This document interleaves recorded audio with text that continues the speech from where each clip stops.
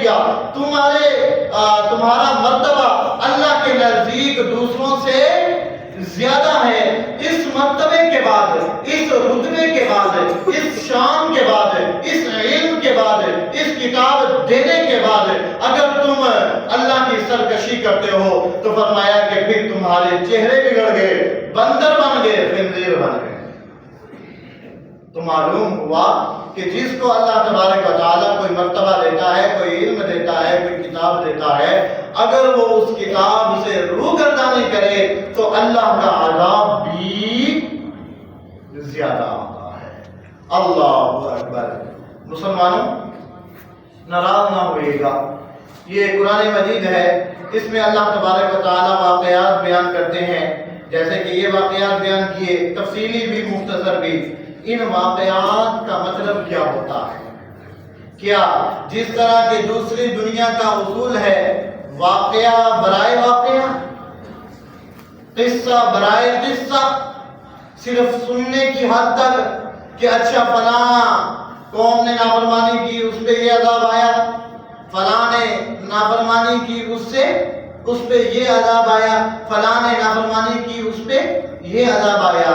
نہیں میرے دوست، قرآن مجید کے متعلق اللہ تبارک و تعالیٰ فرماتے ہیں ھذا ھدی، یہ ہدایت ہے، اور فرمایا یہ ذکر للعالمین، یہ نصیحت ہے۔ مسلمانوں یہ فاتحہ پڑھنے کی کتاب نہیں ہے، یہ ایصال سے ثواب کی کتاب نہیں ہے، یہ اس لیے نہیں اتری تھی کہ مردوں کو بخشوانے کا کام لیا جائے۔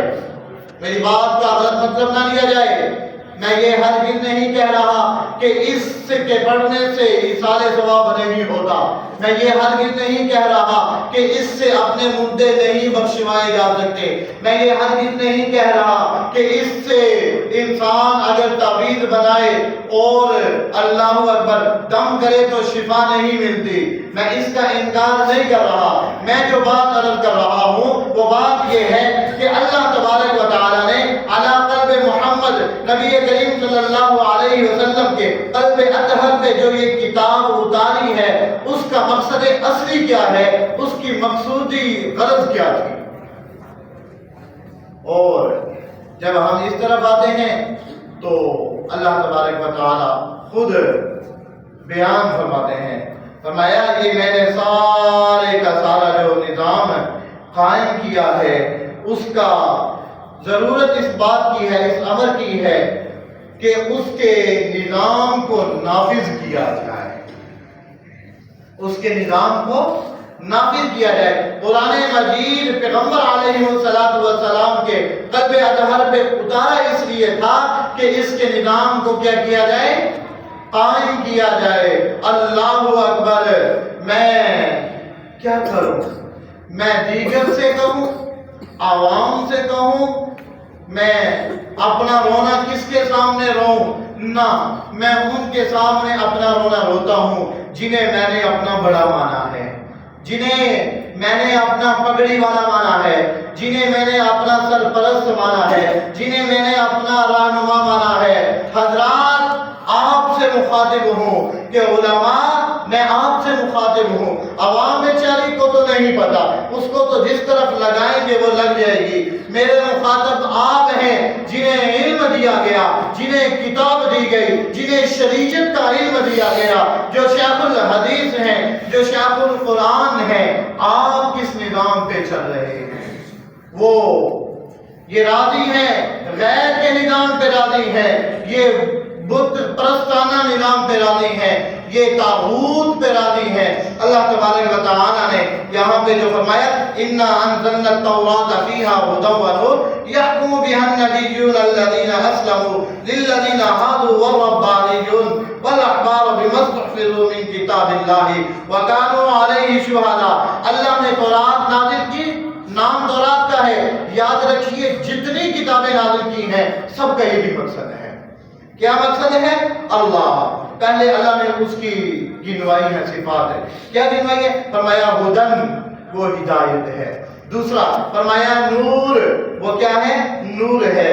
تیسرا اس کا مقصد کیا ہے؟ فرمایا یحکم بہا النبیون، اس کے ذریعے سے نبی فیصلے کیا کرتے تھے۔ اس کے ذریعے سے نبی کیا کیا کرتے تھے؟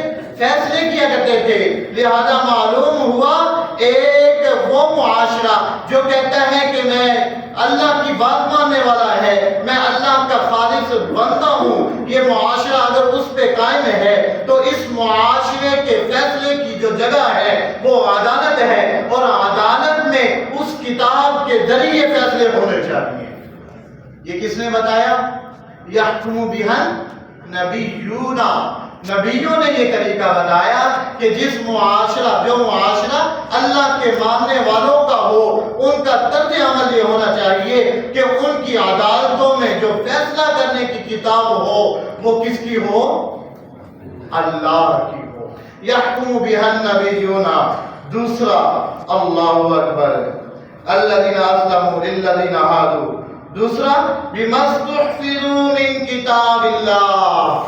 اے جماعت علماء، اے وہ حضرات جو اپنے آپ کو عالم کہتے ہیں، اے وہ حضرات جن کا دعویٰ ہے کہ ہم اس امت مرحومہ کی لیڈ کر رہے ہیں، جن کا یہ دعویٰ ہے، حق بجانب ہے کہ ہمارے پاس علم ہے، ہمارے پیچھے چلیں، ہم راستہ دکھائیں گے، ان کا کام یہ ہے بِمَسْتُحْفِظُوا مِن کتاب اللہ، اللہ کی کتاب کے احکامات کی حفاظت کرنا۔ اب میں یہ کہوں گا تو ٹھیک ہے نا، ہم اسی لیے تو ڈرتے ہیں الیکشن اور جاتے ہیں اسمبلیوں میں کہ تاکہ اللہ تبارک و تعالیٰ کے احکامات اور فیصلوں کی، اللہ کی شریعت کا کیا ہو جائے؟ تحفظ ہو جائے۔ ہم تحفظ کے لیے جاتے ہیں۔ میرا دوست، جو راستہ آپ نے چن لیا ہے، یہ اس کا رخ لندن کی طرف ہے، یہ کعبے کی طرف نہیں جاتا۔ یہ اندر کی تکلیف ہے، یہ دل کے پھپھولے جل اٹھے سینے کے داغ سے، اس گھر کو آگ لگ گئی گھر کے چراغ سے۔ میں کس سے شکوہ کروں؟ کس کے سامنے روں دباؤں؟ میرے دوست، آج کہا جاتا ہے ہم جمہوریت کے ساتھ کھڑے ہیں۔ میرے دوست، یہ جمہوریت تیرا راستہ نہیں تھا، تجھے اللہ نے کتاب دی تھی، علم دیا تھا۔ بتاؤ لوگوں کو کہ اللہ کا راستہ جمہوریت نہیں، خلافت ہے۔ مسلمانوں نے پاکستان لیا تھا لا الہ الا اللہ کی بنیاد پہ۔ میرا حق ہے کہ میں اسلامی نظام کی بات کروں اور مطالبہ کروں کہ یہاں پاکستان میں اسلامی نظام نافذ کیا جائے۔ اور وہ اسلامی نظام کس طرح نافذ کیا جائے؟ یہ اس طرح جس طرح کل ہوا ہے، اس طریقے پہ۔ یہ تو میرے پیغمبر کا طریقہ نہیں ہے، یہ تو میرے صحابہ کا طریقہ نہیں ہے، یہ تو میرے ائمہ کا طریقہ نہیں ہے، یہ تو میرے اسلاف کا طریقہ نہیں ہے۔ جب بھی کوئی بات آتی ہے تو کہتے ہیں دیکھیں جی صحابہ نے کیا کیا، اور ائمہ نے کیا معنی سمجھا، اور اسلاف نے کیا معنی سمجھا۔ مجھے بتائیے یہ کس دور میں یہ جائز رہی؟ یہ گندا نظام جمہوریت جو کہ الامان والحفیظ، میں بھی اس کے پیچھے، آپ بھی اس پہ پیچھے بھاگے جا رہے ہیں، سر پٹ بھاگے جا رہے ہیں، اور 75 سال ہو گئے۔ 75 سال میں نہ ہماری اکثریت آئے گی اور نہ اسلامی قانون نافذ ہوگا۔ نہیں میرے دوست، قرآن مجید جو ہمیں راستہ دکھاتا ہے، کم من فئۃ قلیلۃ غلبت فئۃ کثیرۃ بإذن اللہ، فرمایا تم تھوڑے ہو تو یہ شکوہ نہ کیا کرو، ہمیں کوئی اسمبلیوں میں نہیں پہنچاتا، ہم تھوڑے ہیں، ہم اس بات کو نہیں مانتے۔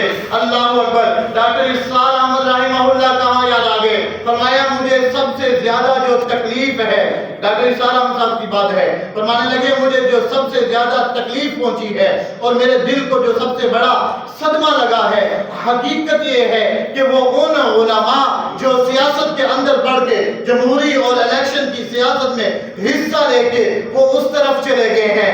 دکھ کی بات ہے، وہ فرمایا کرتے تھے یہ نظام نہ ہمارا ہے نہ اس سے اسلام آئے گا، اسلام اگر آنا ہے تو وہ ایک قرآن سے آئے گا اور اس طریقہ سے آئے گا جس طریقے سے میرا پیغمبر انقلاب لے کے آئے ہیں۔